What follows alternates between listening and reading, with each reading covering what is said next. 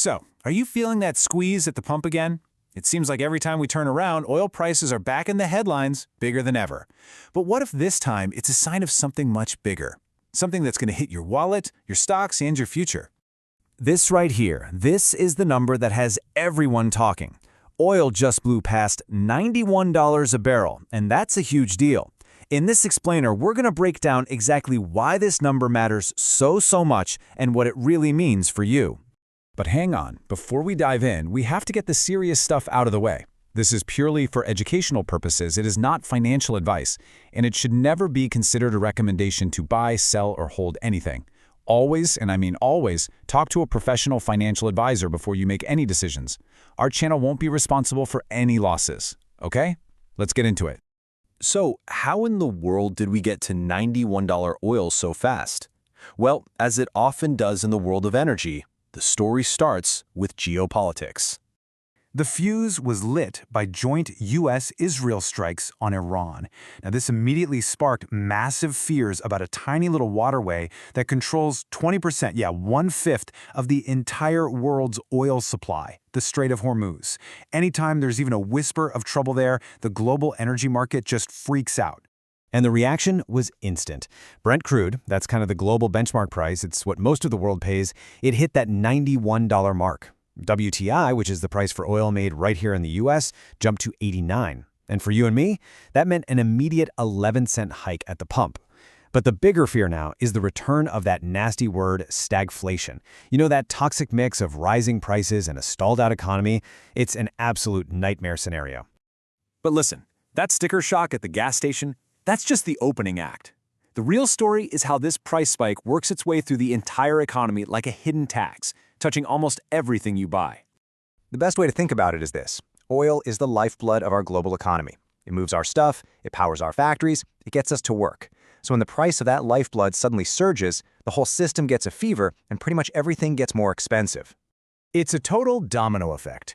First, you feel the direct hit. Gas prices, your heating bill, simple enough. But then, the truck that delivers your groceries costs more to fuel, so your food bill goes up. The airline has to pay more for jet fuel, so your flight costs more. That, in a nutshell, is cost-push inflation. And the experts have already run the numbers.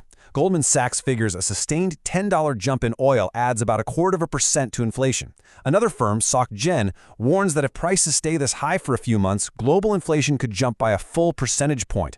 This is exactly why the Federal Reserve is watching so closely. It probably means any plans to cut interest rates are on hold, which keeps loans for cars and houses expensive for a lot longer. Okay, but here's where the story takes a really fascinating turn, especially for the United States. See, unlike the oil crises of the 70s or 80s, America's in a totally different spot today. And it's all because of the shale revolution. The US isn't just a customer anymore, it's an energy superpower. And this creates a wild situation, almost like two different Americas. For most of us, high oil prices mean pain at the pump, less money to spend, and a drag on the economy. But for places like Texas and North Dakota, it's a boom time. It means more investment, more drilling, and more jobs. It's a massive economic tug-of-war happening right inside our own country. Here's a simple way to think about it. It's like your rich uncle, the US shale industry, just hit the lottery. He's celebrating, buying new things, and hiring people. Meanwhile, you're just trying to afford the gas to get to work. On paper, the family's net worth might be up, but you're the one feeling the pinch. We're about to get into the practical, step-by-step playbook for what to expect next. But hey, if you're finding this useful, if it's helping you connect the dots, do us a huge favor and hit that subscribe button. Your support is what lets us keep breaking down these complex topics for you. All right, so what actually happens now? This isn't just random chaos. There's a pretty predictable playbook for how these oil shocks unfold. And if you understand the steps, you can better navigate what's coming. Okay, step 1, the immediate price spike. We've already seen that. Step 2, watch for inflation numbers to tick up, which forces the Fed to keep interest rates high. Step 3, as we all spend more on gas and heat, we spend less elsewhere. Retail and travel start to slow down. Step 4, businesses feel that squeeze too, and they might raise their own prices or even pause hiring. And finally, step 5, that unique American twist, the domestic energy sector booms, which actually helps cushion the blow to the overall economy. Now, as we head into our final section here, I just want to pause and say this again because it's so important. This is our humble effort to make sense of a really complicated subject. This is neither a buy, sell, or hold recommendation.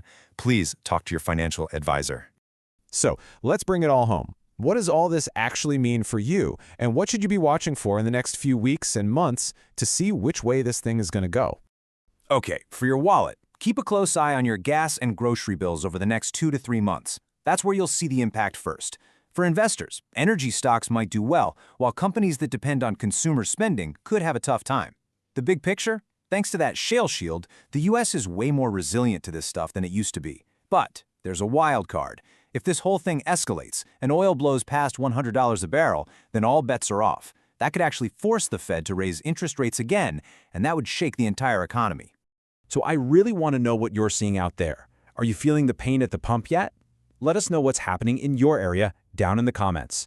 And remember, one last time, this is for educational purposes only. If you found this explainer helpful, please subscribe to the channel. Honestly, it's what gives us the motivation to create more just like it.